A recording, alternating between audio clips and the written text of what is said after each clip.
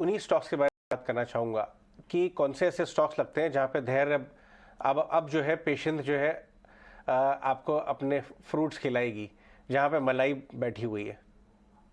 Stocks की तरफ तो हर एक सेक्टर में कोई ना कोई स्टॉक पैटर्न्स दे रहा है। मैं एक उदाहरण के तौर पर आपको वर्लपूल की चार्ट दिखाऊं। अब ये जो कन्वर्जिंग ट्रायंगल पैटर्न यहाँ बन गया, ये इमीडिएट बाई नहीं हो गया है।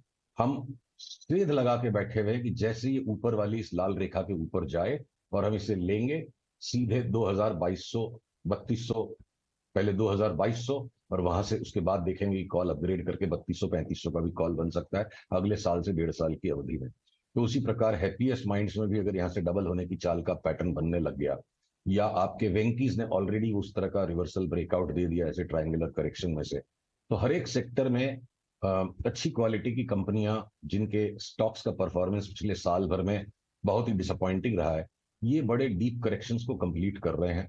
तो बिल्कुल संभव है कि जैसे S&P 500 घटता ही चला गया, तो जितनी भी बार वैश्विक बाजार घटते हैं, निफ्टी S&P से आधा घटता है, पर जब रैली आती है तो निफ्टी करीब करीब उतनी रैली उनमें दे देता है। तो इसीलिए निफ्टी फिर भी 18,000 17,000 की रेंज बनाए हुए है और S&P लुढ़कता चला गया। तो उसी तरह से बिल्कुल संभव है कि ये वर्लपुल जैसा स्टॉक यहाँ से 25% बढ़ जाए, जबकि निफ्टी बढ़े 2% 3% इसी रेंज में रह जाए, और निफ्टी 15% घटेगी तब ये 15% घटेगा।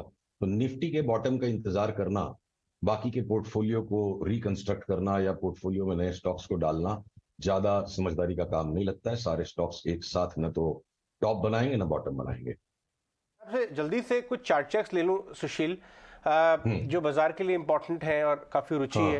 हाँ। जैसे रिलायंस है, लास्ट एक महीने में रिलायंस ने बाजार को काफ़ी सहारा दिया।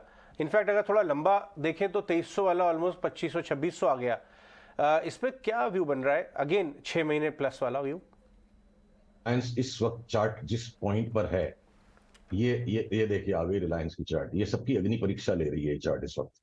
आप अगर इन पैटर्न्स के ऊपर चलो, आ, ये देखिए कैश की चार्ट है, मैं इसको फ्यूचर्स में ले लेता हूँ। इतनी सारी चार्ट्स और आपका लाइव कनेक्शन भी कनेक्ट होने के बाद मेरे 32 GB रैम वाले लैपटॉप की भी मेमोरी थोड़ी सी छीन हो जाती है, मुझे बर्दाश्त कीजिएगा। तो ये जो रेखा के आसपास रिलायंस है, यहाँ आंख मिचौली खेल रहा है सबके साथ। लग रहा शायद ये ब्रेकआउट हो गया, नहीं हो गया। पर अगर हम इन चार्ट के इंटरनल्स को देखें, तो पहले जो हमारा अनुमान था कि ये ABCDE बनेगा, यहाँ पर एक लास्ट 2300 का ड्रॉप आएगा, वो जरूरी नहीं हो सकता यहाँ से थोड़ा और ये ऊपर भी चला जाए। तब भी रिलायंस ने ही निफ्टी की अनिश्चितता को बना के रखा है। अगर निफ्टी रम्मी है तो रिलायंस आज की तारीख में उसका पपलू, ये पूरी तरह से रिलायंस ही निफ्टी के रुझानों को इस वक्त बना रहा है। 1-2 दिन का मुझे लगता है इंतजार और करना चाहिए रिलायंस पे व्यू लेने के लिए। करेक्शन ही यहां से लगता है संभव है, तो यहाँ से बहुत सस्टेनेबल तेजी, वो जो 3100 का रिलायंस का हमारा व्यू है कि इवेंचुअली उसको वहां जाना है, वो इस चाल में ट्रिगर हुआ ऐसा प्रतीत नहीं होता है। क्या पता वो हमको 2400 में लेने मिलेगा या 2350 में, और उसके बाद हम 3100 की चाल देखते हैं रिलायंस में। पीएसयू बैंक्स में काफ़ी हरकत हुई है लास्ट 3-4 दिनों में, specially mid tier PSU bank जो मंझोले बैंक्स हैं, वहाँ बातचीत भी कम होती है। लेकिन PNB, BOB, in fact JNK bank जैसे भी काउंटर्स हैं काफ़ी एक्टिव रहे, वहाँ कुछ देख रहे हैं आप? 6 महीने से अपनी ये बात बीच बीच में उठती है कि जितने भी नॉन ग्लैमरस बैंक्स हैं जिनका नाम लोग लेना भूल गए थे, वो यहाँ से 1.5 गुना 2 गुना भी हो जाएंगे, और जो सो कॉल्ड ग्लैमरस बैंक्स हैं उनमें मैक्सिमम 5 से 10% का इजाफा हो सकता है। पर अब पीएनबी, बॉब, ये भी सेमी ग्लैमरस बैंक्स की कैटेगरी में मैं मानूंगा, if you tolerate this nomenclature.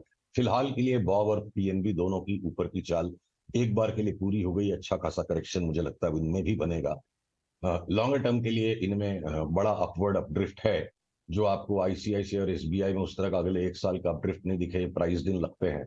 पर अगर एक और बैंक का मैं चलते चलते मैं नाम ले लूं, बाकी बाजार पे जितनी भी मैं सतर्कता लार्ज कैप्स में रख रहा हूं, एक बैंक है in the so called larger bank जिनमें काफी ट्रेडिंग होती है, बंधन बैंक, जिसको अभी भी जो इस बाजार की तेजी के साथ पार्टिसिपेट ही नहीं किया और इस पूरे तेजी में करेक्शन करता चला गया। ये counter trend, counter intuitive stock है। आज देखिए इसमें बुलिश कैंडल बना है।